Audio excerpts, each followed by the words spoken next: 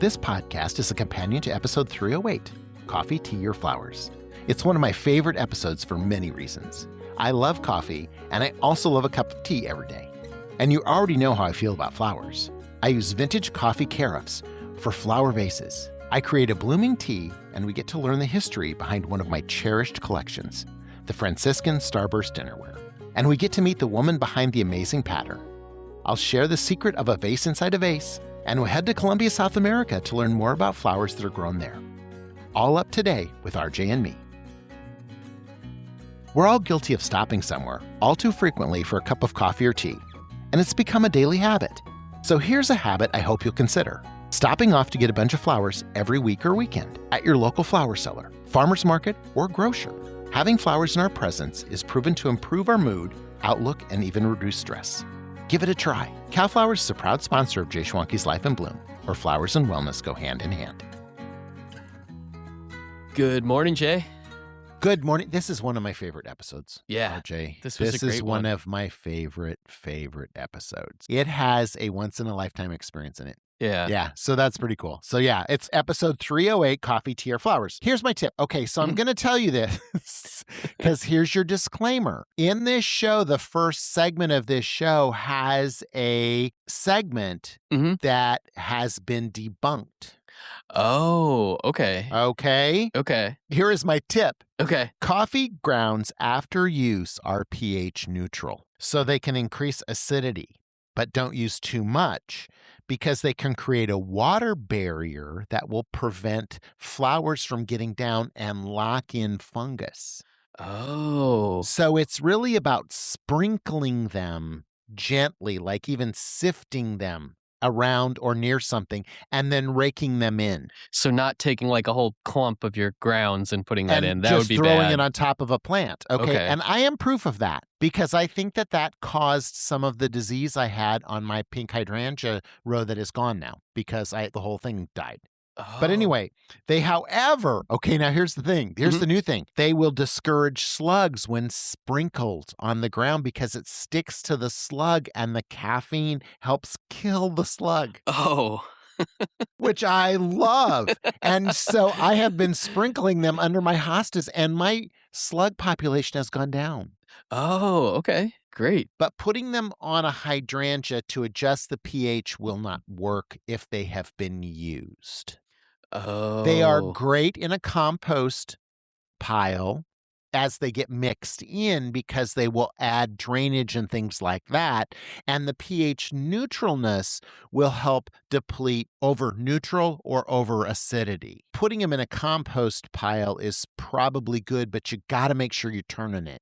Okay. And don't put them in big clumps. Okay. It has to be broken up and kind of mixed in with everything and not just... Okay. And I tried it. I put it in my garden in one spot over the fence, and then I came and let it dry, and then I came back trying water, and the water just runs off. Oh. And it gets kind of a white calcium-looking texture to it, and that's when it's moisture impermeable. Okay. I guess that makes sense because have you ever tried to accidentally use the same grounds in a coffee and they won't soak in? And it won't soak and it like overflows. Right. Yeah. Because it's just a problem. If you don't aerate them when you're pouring them, like we empty ours into a bucket, okay? And then that bucket turns many times while they're drying. If not, you're going to get a fungus buildup in there and that can be transmitted to your plants. Oh, okay. So that's and like summertime, they don't dry out really well. Instead of putting them in a bucket, we put them in a low flat and just kind of where we can scrape them back and forth with a rake. And that really helps break them up a little bit more. Okay. That is why Starbucks quit giving them away. Oh, interesting. Interesting, right? Because they used to give them away for your garden, but they stopped doing it because people were getting fungus in their garden. Oh. There's that. Okay, so coffee, tea, or flowers? Yes. But you asked. You can control the color of your hydrangeas with the pH additives you add to it.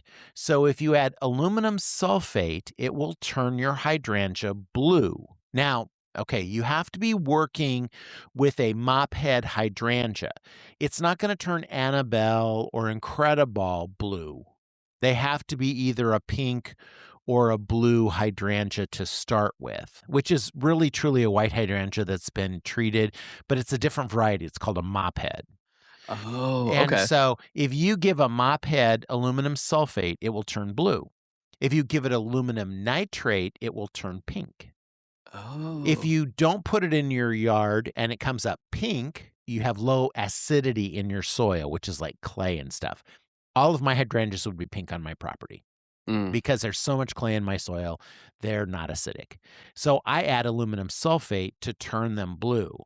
Now, if I don't add enough aluminum sulfate, they'll be purple Oh, so it's like because they taking want to be taking pink both? and blue. Oh, okay. And so when we used to grow them in the greenhouse, we would get the white hydrangeas in. We would treat them with aluminum sulfate and aluminum nitrate. One year, our grower didn't know if he had done one row, and so he did it with both, and we got purple ones. Well, then that started us doing both varieties, Oh, okay. or Cool. both additives to it. Mhm. And it's a water-soluble chemical. It won't last. So, like, I didn't do it this spring, and one of my blue hydrangeas is pink, and then the other one is purple. Oh. Oddly, my fall got away from me. I didn't cover my air conditioner either, and I've just been perplexed by that the whole time. Oh. I was like, in the spring, I was like, wait a minute. And I said to Kel, did you take the thing out of the air conditioner? He said, I don't ever do that. And I was like, and I said, I don't think I did it. And he was Oh. like, really? And I was like, yeah. So I hadn't done it. So I must have let a lot of the garden get away with me. You're so busy, Jay. Early snow, I think that was what did Oh. it. But yeah.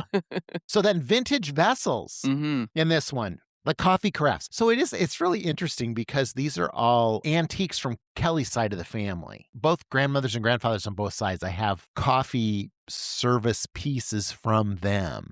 So Okay. there's carafes, there's a thermos, there's those types of things. And we used them in this to just show those antiques off. And they were at a farm. Kelly's grandpa had a farm up in Fremont, Michigan, which is interesting because I'm from Fremont, Nebraska. But okay, so Fremont, Michigan is just White Cloud actually is where he's from. So he was from White Cloud and he had a farm up there. We have a lot of the farm artifacts and it was like an old time farm. And that's where Kelly's dad grew up. And, you know, they raised everything they ate. They raised a garden and they raised livestock so that they could eat and do that kind of stuff. And his grandpa was a handyman.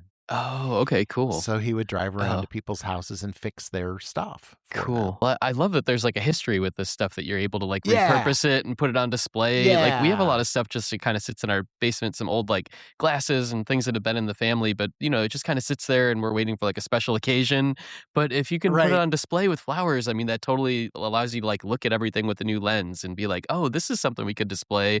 We could use It's this for true. that. It just makes me laugh a little bit because so I have a bunch of 2 glasses. So if I see cute glasses at an antique show, I'll buy 2 of them so we can use them on the show.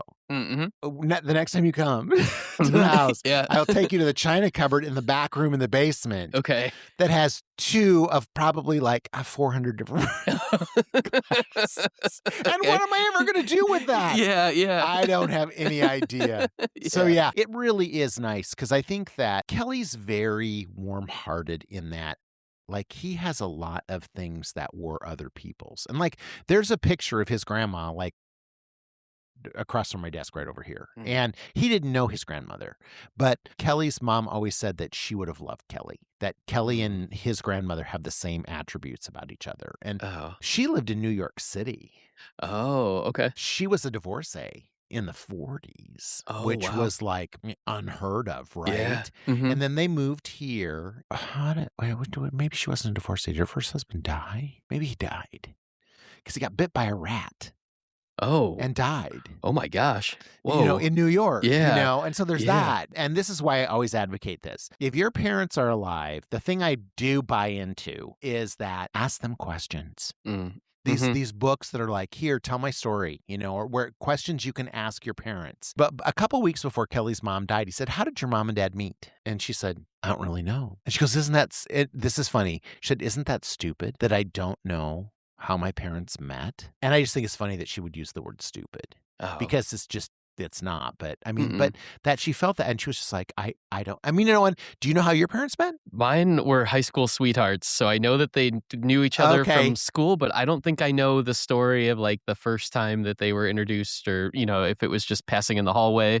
So I Okay, mean, yeah. yeah. So I guess I should ask some more questions.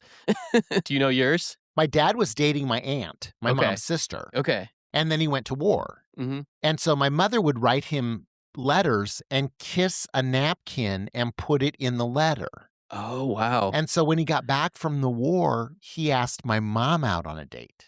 Whoa, okay. I mean, he was quite a bit older than her, Oh, yeah. and he had been wounded in the war. They got married my mom was 17. My dad was Oh, okay. 23. Yeah, okay. So, that was like a big deal. And everybody thought Yeah. my mom was pregnant, but she wasn't, Oh. but I mean, and my mom was very verbose about telling the stories always. So I Oh. think I grew up in a family where people always told the stories, but, I think a lot of people don't know. So, I mean, ask your parents questions, or Yeah, like, and yeah. we will run across something and I'll be like, what is this? And Kel's like, I don't know. It came from the farm, but I don't know the story behind it. And I wish I did. Now we're trying to pass that information on to Grace and Nick.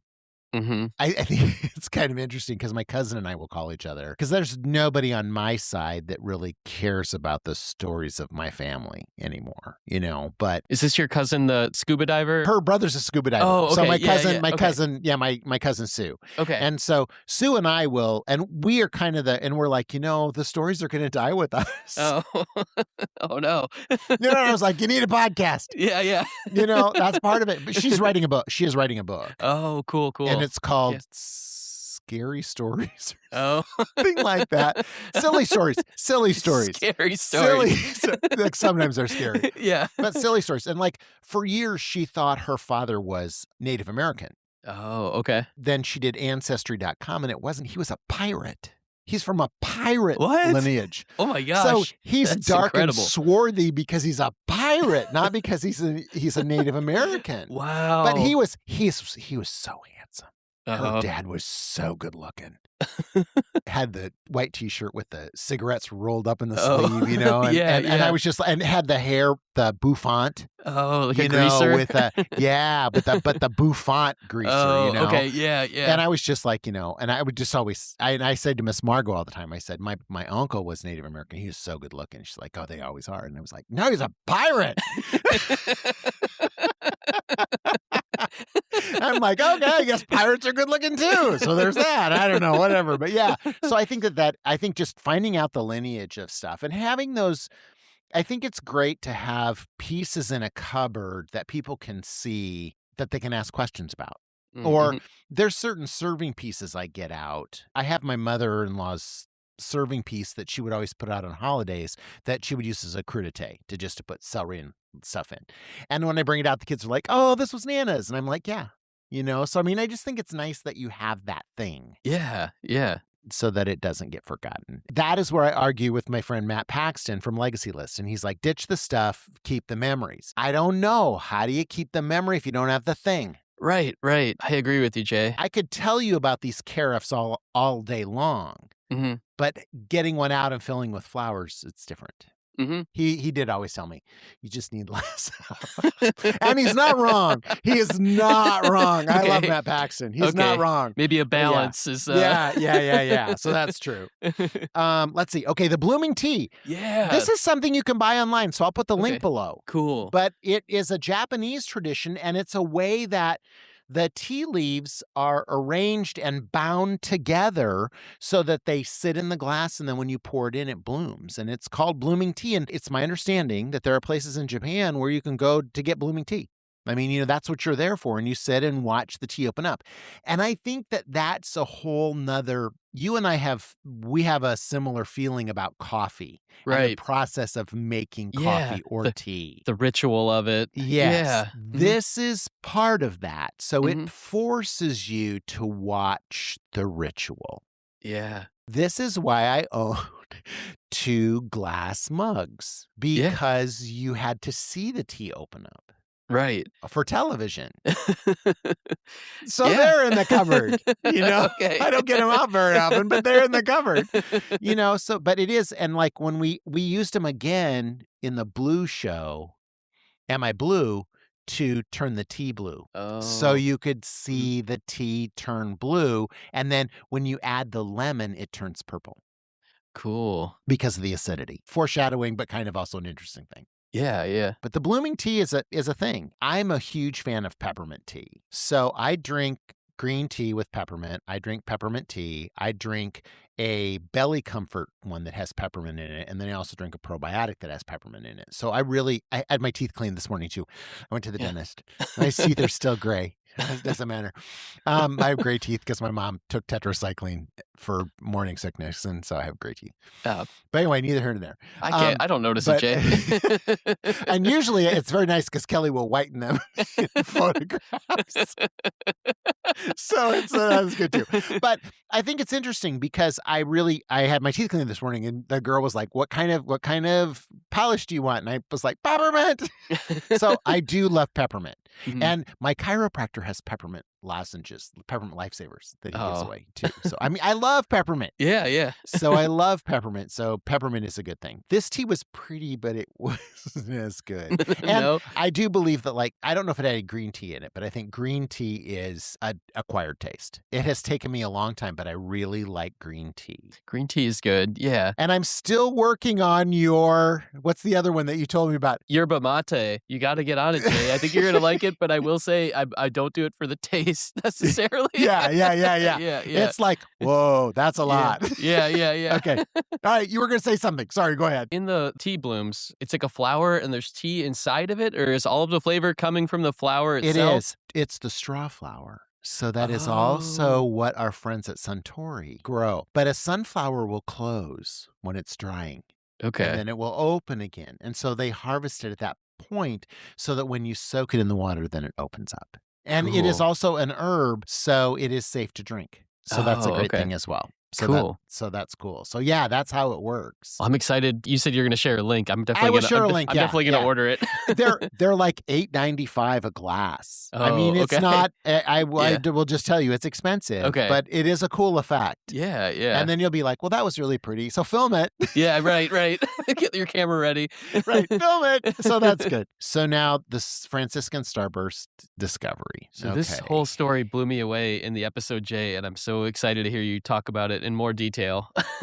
So this was my first crazy television experience of reaching somebody that I just didn't even know was possible or something like that. I mean, it's just weird. Okay, so my entire life, I have been fascinated with Franciscan Starburst dinnerware. It was only made for a short period of time. They stopped making those potteries because there's lead in them, and supposedly that was a danger. So what happened was that the Franciscan company made a lot of different patterns. There were a lot of different patterns that they made. Mary Chalmers Brown was one of the people who would design these patterns. And what that would mean is that she would sit down at a table, and there were other people who did this too. There were many other people who did this. They would create these patterns, and then they would send them into the company, and the company would say, we really like this, explore this one a little bit more, do something different a little bit more, switch this around, switch the colors around or something, and then they might make it into a pattern. I had always wanted Starburst dinnerware, and I had collected a couple pieces. Here's what's really weird is, for the longest time, Kelly and I had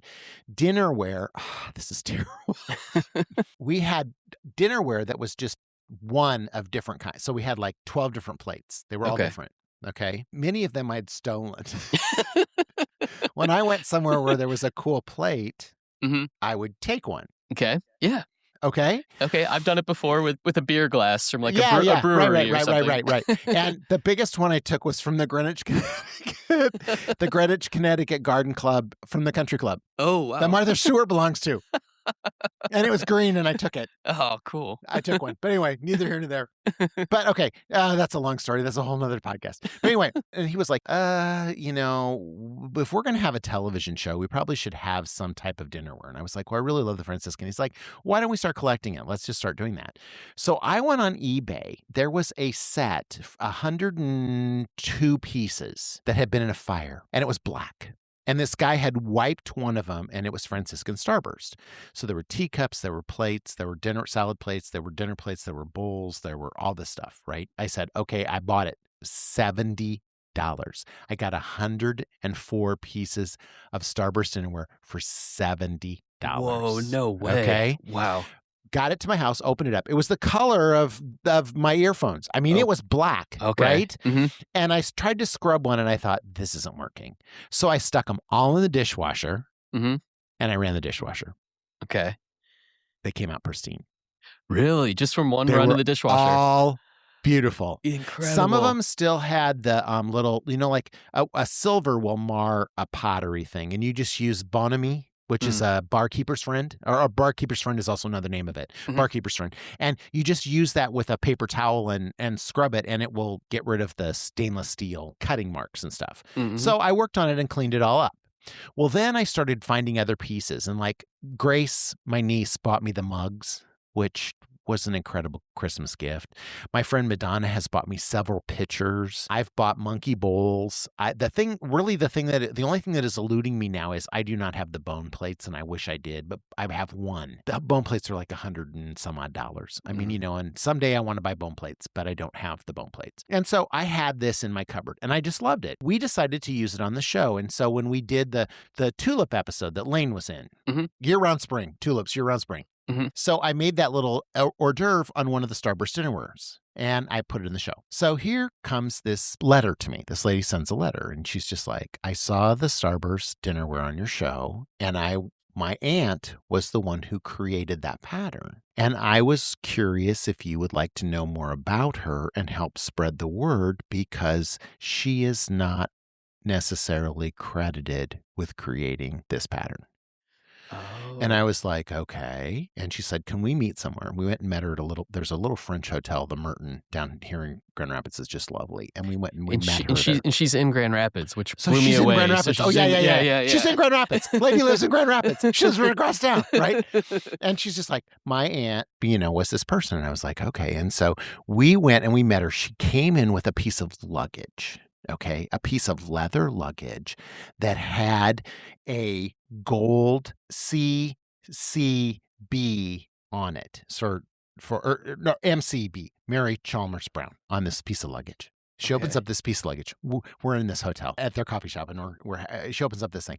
And inside, she has one of every plate she had ever designed. Wow.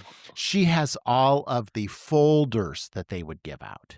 She has pictures of her in people's weddings. She has all of this stuff.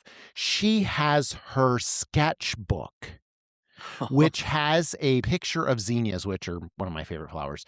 She was painting this picture of zinnias, and she had sketched it, and it was half completed with watercolors. Okay. And she's like, what happened is her aunt went into the hospital, had surgery, and contracted a bacterial infection and died in the hospital. Oh, no. Just about the time that Franciscan Starburst was being introduced. And so this man at the Franciscan company took credit for it. Oh, no. Oh, my gosh. He took credit for having developed it, but it wasn't. It was her. Mm-hmm. Okay. So then she pulls out of this suitcase a disc. Okay. And you know how, if you know Franciscan hardware or Franciscan stoneware, it's oblong. It's not, it's kind of pinched. It's not really perfectly round. And she had pieces of watercolor board that were those shapes. And then that's what she would practice her designs and styles on. Oh, okay. She pulls out this one, and it has the Starburst pattern on it. And all of her little etchings and sketchings of the little Starburst patterns, and then flipped over on the back are like, I like this color, I like this color, all of her notes on the back. Oh my gosh, how cool. And I'm just like, Charlotte, what is this? And she said, well, this is the proof that she created that dinnerware. And I was like, this needs to be in a museum. Yeah. And she's just like, well, everybody tells me that. I mean, I'm just oh my God. So from being on my show, the Starburst Dinnerware, there's a museum and people like that contacted her and helped write Mary Chalmers Brown's story, photograph that piece. I do not know what happened to that piece because I don't know if Charlotte's still alive. I can't get a hold of her. I have tried to contact her several times and I can't get a hold of her. And I know that she was older and I know that she had remarried and her husband was older too. And I don't know, and they had a dog and stuff like that, but I don't really know. And I haven't been able to get a hold of her. I got to hold that thing on set. Oh. And I have pictures of me holding that and pictures of me talking about it. And it's just like, I will dare anyone. The Franciscan Starburst dinner pattern is the most famous pattern in the world. I think. I don't think there's anything else that's any more popular than that. That is worldwide Jetson, that some people call it the Jetson, some people call it atomic starburst, it is the most famous mid-century modern star pattern dinnerware in the world. I don't care. And people know it. Yeah. And it was just like, I got to hold that piece in my hand. And she was there to tell the story. And it was so funny. She didn't want to be on camera with me. She did not want to be on camera with me. And I had to coax her and bribe her to take that picture with me that's in the show. Oh, wow. Because she's like, I don't like to be photographed. I don't like to be on screen. This is all about my aunt. It isn't about anything else. And it truly was, right? But it was so amazing to see those things. And so I have an entire collection over here. I just bought one on eBay and bought pieces of Franciscan starware that flowers would fit in. So like pitchers and bud vases and stuff like that Mary Chalmers Brown had designed. And I put her 8x10 that Charlotte gave me is in my dishes cupboard. So when you open my dishes cupboard, I see her face every day. And I thank her every day for my dinnerware that I love. And my nephew, Nick, who is a scientist, said, I want to bring a Geiger counter over and see if there's lead in your stuff. And I'm like, I don't care. I don't want, if you want to find out, you can find out. And it's not going to change my mind, even if it goes, yeah, I don't care because I love that stuff. I love that stuff. And if someone said to me, you know what killed you? Eating off the Franciscan dinnerware, I'd be like, thank you. I'm so glad. That's what took me out. What a wonderful thing to take me out. Perfect. Yeah. I don't care. We use it every day, all the time, for everything. And we use it all the time. And I run it through the dishwasher and it's fine. It is my happy place. And it was just so crazy. And so then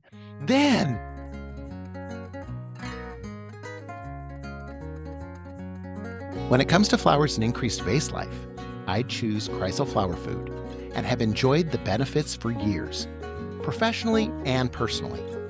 My favorite product is Chrysal Professional 3. This formula feeds the flowers and helps control growth of bacteria in the vase. If you want to try Chrysal Flower Food products, visit their website, chrysalflowerfood.com. Look for the link in the podcast description.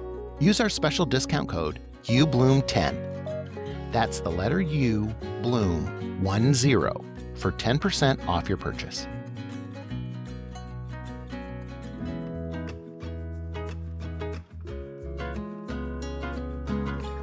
Support the joy of flowers. The Life in Bloom Foundation is a 501c3 nonprofit dedicated to flower education and inspiring a love of flowers in everyone. The foundation helps fund the production of Jay Schwanke's Life in Bloom on public television, making it possible for viewers across the country to enjoy the beauty and benefits of flowers. The foundation also provides free flower education to high schools, colleges, and floriculture programs through uBloom.com, helping students and future florists bloom in their own careers. Your donation in any amount makes a difference. Plus, all contributions are 100% tax deductible. If you'd like to help us continue sharing the power of flowers, visit the lifeinbloomfoundation.org to donate today. Thank you for your support. Then she whips out wallpaper. Yes. That the lady had created that was never made. And I was like, you need to call like Brunswick and Fee, who is like the premier wallpaper person in the world, and get these to them and let them make these. And then if you want to give it to if you want to give the money from it to something else to further the knowledge of her, do that. That wallpaper. It was gorgeous. Wallpaper. Yeah. She was just like, I'm going to be in so much trouble because my other cousins don't know I have the wallpaper. And they're all going to want one of the wallpapers. And I was like, okay, well, I mean, they're sitting in this. I mean, they weren't sitting in that. They weren't in something else. But I said, right. And I said, can we show them? And she's just like, oh, what the heck? They can be mad at me. But it's gorgeous. Yeah. It's gorgeous. And Mary Chalmers Brown was amazing. And she has this untold story. And I've had people contact me from different like clubs and organizations who have just been like, you told the story about this woman. And I guess it's one of the few, there's a couple other ones since I made this that are on YouTube. Because they had the thing that Charlotte let them photograph. Okay. Okay, I'm not stupid, but I said, "Can I have that?"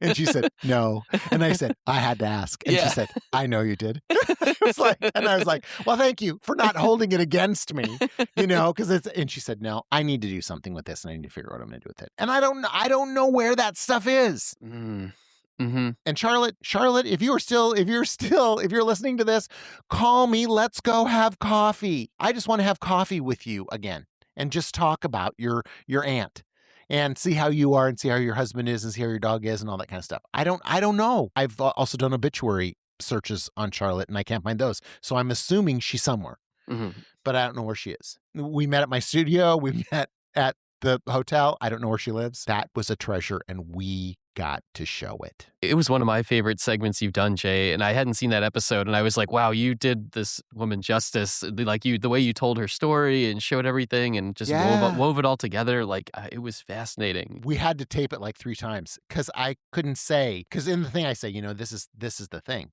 I couldn't say it without choking up because it's like, here is the proof that this woman made this pattern. Yeah. Here's where she drew it first. She was the one, and shame on you. There's a special place in hell for people like that want to take credit for something they didn't do. Right. But yeah. And of course it was a man. Yeah. Of course. Jeez. All right. And the letters will come in. Yeah. But truly, it's just like, and that was the time when she was an incredible artist. And the sketchbook, she had her watercolor sketchbook. Yeah. And there were all these little sketches in it. And then she has a piece torn off. There was a piece in there that was just torn off of like a piece of watercolor paper. And she's like, this is one that never. Oh my gosh. Okay. She just was like, oh, I should do this. No. It didn't go anywhere. Oh. Okay. Gladding McBean then bought the Franciscan company. So then Gladding McBean is kind of the person that has the rights and stuff like that, And it's very funny because like there's this little spoon. I always call it a spoon rest, but it's not. It's an ashtray. One of the things they made was an ashtray for everybody's place. But it works as great as a spoon rest. So I used a spoon rest, But I think that's interesting. And there's so many people that love it. It is the quintessential mid-century modern. If you have a mid-century modern home that is authentic, you have Starburst Franciscan in your cupboard. That's what you'd have. And here's the thing. There's only a limited amount of them. Right. I've only broke one piece. And I glued it back together. I'm still looking. It's a bowl. It's a serving bowl.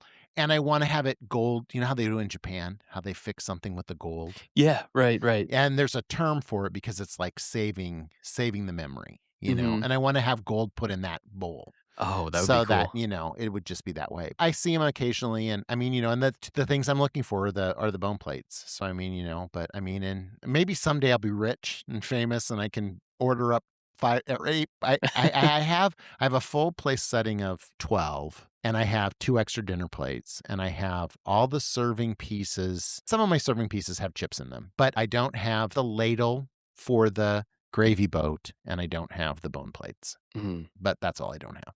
Oh. And I love it. So like I've collected monkey bowls, so I have 12 monkey bowls, and I've collected cereal bowls one at a time, so I have 12 cereal bowls, and I only have 8 teacups and saucers, but I have probably like 28 tea saucers that have the rim in them.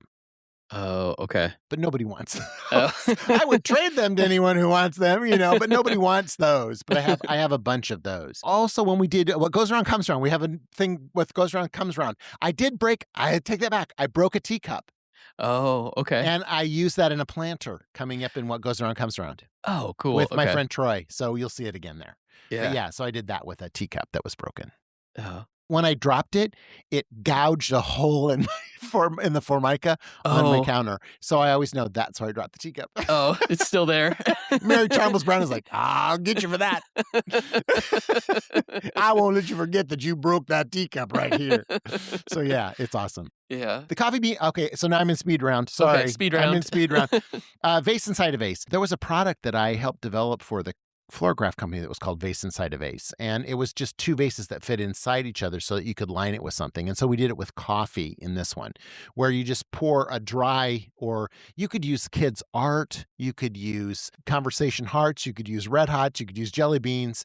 You just put it inside the other vase. And so in the vase, then you put the flowers. And so then you're not, commuting the 2 together. But it's a fun way to do that. It was a pretty arrangement. The feature flower was Echinacea, obviously coneflowers, which I love. They're native to North America. Their herbal remedies were discovered by Native Americans, which I think is very fascinating. So that's cool that Echinacea will help cure common cold. Oh, so okay. There's that. And Echinacea will also, you can spray it on a sore throat. And it was proved to be helpful in making COVID less intense. Oh, okay. When I had COVID, I used Echinacea spray on my throat the whole time. Mm. And I didn't have the weird, sore throat and stuff. I don't know if it would work on what is the new one called? Cicada. I don't know. Who knows? Should try. I should give a little bit extra time to Colombia, the land of coffee and flowers. I know Aurora Farms from going to the Proflora convention. Colombia has a convention every 2 years, and all of the flower growers come together. And it's a very interesting convention because it's very cool. It is open to the general public on the last day because Colombia's major export is flowers, and it's where most people work. And so it's always open to the general public on the last day so people could come through and see what their family members do. Oh, cool. Originally, when it started, there were a lot of women involved. And what happened was that women were making a lot of money working for flower companies because their skill at being caring, careful, taking care of things, nurturing, paired very well with the flowers. And so they would pay them very well. Well, then what happened was they were having trouble where they were making more than their husbands. And there was violence happening in their homes because these women would be bringing home a big paycheck, and the men would feel that it was emasculating, and then they might hurt them, experience violence, take the money, go drink, stuff like that. So the Colombia flower growers were essential in starting a project called Peace in the Home, which was teaching young children that women or men could be the breadwinner in the family. Oh, And cool. that happened over 2-3 decades. And now that's a way of life down there. Oh, that's amazing. Jose Restrepo's father and mother were instrumental in starting Peace in the Home. Oh. And he is the largest carnation grower in the world, and also one of the largest rose growers in Colombia. And he also owns the Guinness Book of World Records strongest horse. Yeah, there was a little bit at the end about their horse, right? Yeah. And he raises these big Dutch horses, right? Mm-hmm. And they're like plow horses. He brought that Guinness Book of World Records horse out, and it pulled like 250 kilograms. I don't know, whatever it was. It was some crazy amount. Yeah. That's the biggest horse I've ever seen in my entire life. It was as big as an elephant. Oh my gosh. This horse was as big as an elephant. And its hooves were as big around as an elephant's legs. That is insane. It was so big. And I was just, and its butt was taller than I am. It was the biggest damn horse I've ever seen. The same types of horses that Dr. Pohl raises here in Michigan. It was funny. Jose said to me, he said, "You know what? You have something in common with my horses." And I said, "I do. What?" And he said, "You're all from Michigan." He said, these horses are from Michigan. Oh, so they're from Michigan. Oh, wow. Yeah. Okay. So they're these special Dutch Frieshansens or something like that. Wow. Those are the black ones, but the biggest one was brown. And that was a big horse. Yes. You asked about the rice husks too, and I think this is super important. Mm-hmm. He grew them in rice husks, the carnations, right? Correct. Okay. So the savanna and I said savanna with a B, savanna, which is the valley of Colombia, it has a agrobacterium that has been there because of many, many, many years of working on, of having flowers grown in it. So they put these rice hulls on above ground things. Okay. And they plant in the rice hulls because the rice hulls will not get agrobacterium. Oh, so that's why. Okay. carnations are the most sensitive to agrobacterium. Not so Oh, much with roses, not so much with other products, but because they are grown hydroponically, that's very effective for them. And of course, because it is the perfect climate for raising flowers in the entire world because of the altitude and the climate. It's never more than 70 degrees. It's never less than 50. And oh, so when they have flooding and stuff like that, that's when we see problems across the world with them being able to deliver product because they're the biggest exporter of flowers in the world, wow. all over the country. It was a really pretty lush bouquet, and we just did it by grabbing and I think that that's a great trick, grabbing those little bundles together and putting them into that bouquet, Yeah. into a big vase like that was a Yeah. fun way to do it. Mm-hmm. Yes, they have a dairy farm too. And so what they do is they provide milk to the city where most of their employees come from. Oh, okay. So they have Cool. fresh milk to drink. They provide it. They donate it to them. Oh, wow. We need Yeah. more stuff like that in the U.S. I mean, it's crazy, right? Yeah. I mean, there's another one that we visited down there who buys the brown water from the city. Okay, the water that's been the sewer water.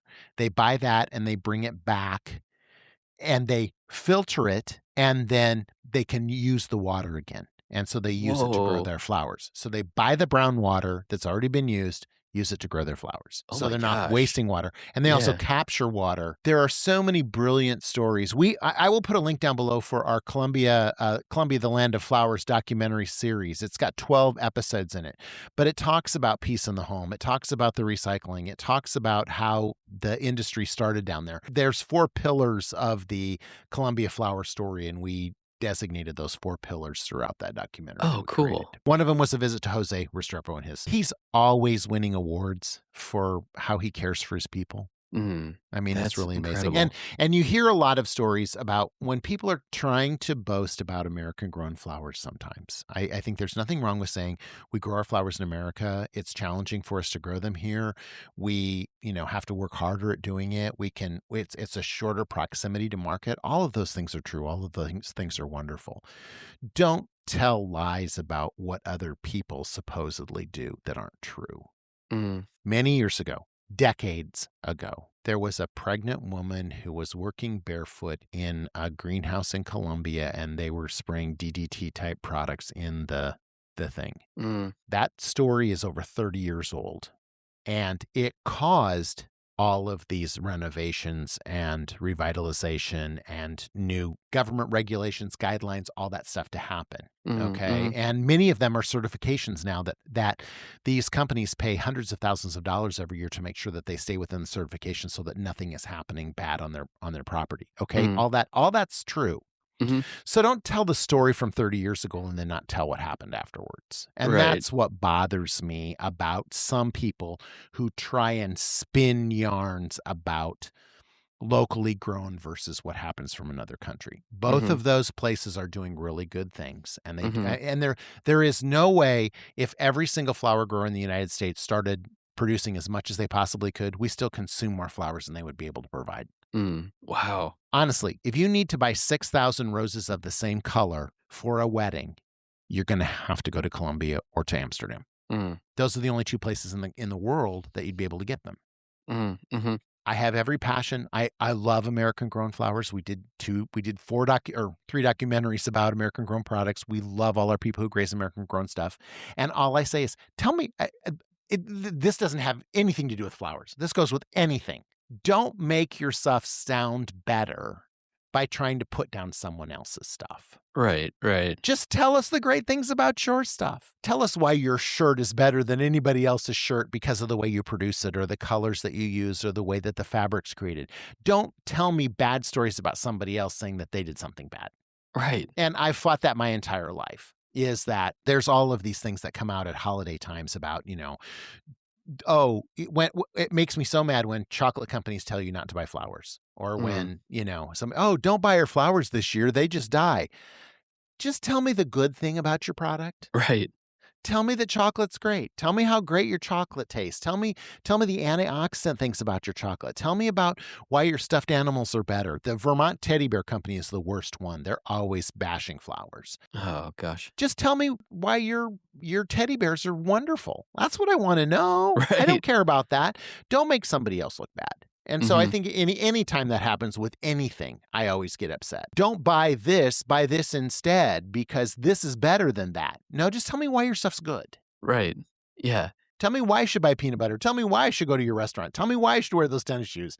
Tell me those good things about you that make it better. So that's my soapbox. Sorry. And I ran over because of that soapbox, but I think it's important. And so there are amazing stories about the people in Colombia and all around the world. Anywhere where people grow flowers, there are great stories to be found. Those stories are wonderful. And even if it's a little small, we went to the little lady I did for local here in Michigan who grows the lily of the valley. Oh, Franny and Al have a great little story, and it was a pleasure to be there. And and I love them. And they're growing snapdragons right now that are gorgeous. So, I mean, I just love them. It's just, I want to tell the good story. I don't need to put anybody else down to tell you a good story. I can tell you a good story about anything. So I love that, Jay. Yeah. All right. Good place for us to stop. Okay. Thanks, RJ. I appreciate it. Thanks, Jay.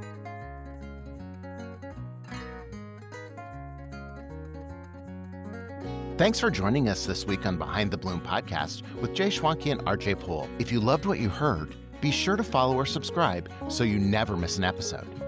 And share it with a friend to help us spread the joy one bloom at a time. Thank you for taking the time to slow down with us. And hopefully you left feeling a little lighter and inspired to try something new. Make sure to join us next week for a brand new episode. Thanks for being here with us, Behind the Bloom. Hey, just one more thing. If you love flowers, you've got to check out uBloom.com. It's the online home of Jay Schwanke's Life in Bloom, where you can stream every episode for free. Plus, you'll find Behind the Bloom videos, my blog, show recipes, and so much more. There's also a massive video archive, over 1,800 how-to videos, flower farm documentaries, and even my very first series, JTV. All Life in Bloom episodes, exclusive web content, and farm documentaries are totally free. Just sign up with your email. And if you're ready to dive deeper, there's a paid subscription option that unlocks the full library of how-to videos.